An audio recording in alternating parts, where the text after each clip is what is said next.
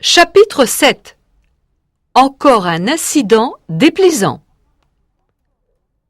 Le lendemain, tout le monde parle à voix basse de la mort du milliardaire américain.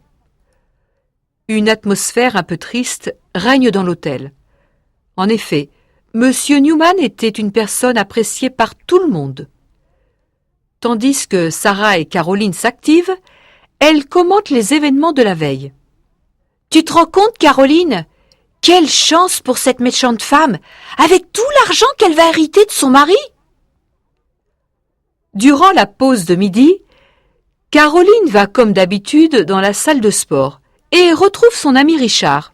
« Tout cela est si étrange. Selon moi, M. Newman n'a pas eu d'infarctus. Ce n'est pas possible, Caroline.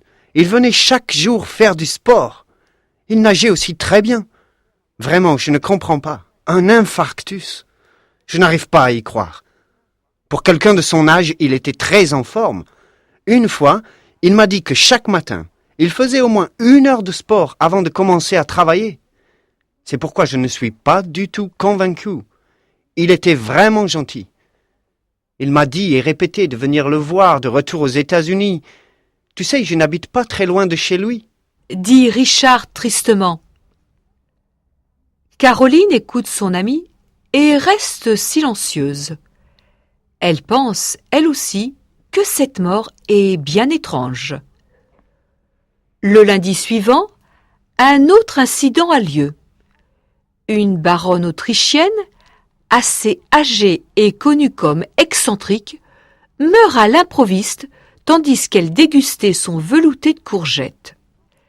La baronne était végétarienne et l'oncle Georges avait la tâche de lui préparer tous ses repas. Elle était très exigeante et très peu appréciée du personnel de l'hôtel. Elle se plaignait en permanence pour un oui ou pour un non auprès du directeur. Pauvre monsieur Grandin, il est très préoccupé pour la réputation de son hôtel.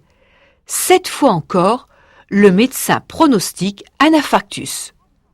En revanche, cette nouvelle mort renforce les doutes de Caroline et Richard sur la cause du décès. Cette femme était en pleine forme et faisait chaque jour de longues promenades au bord du lac. Ça fatiguait beaucoup l'infirmière, mais pas la vieille dame, encore très dynamique. Les journaux commencent à faire une mauvaise publicité à l'hôtel et parlent de décès qui n'ont rien d'accidentel. Évidemment, ça ne plaît pas tellement aux clients de l'hôtel et certains décident même de partir avant la date prévue.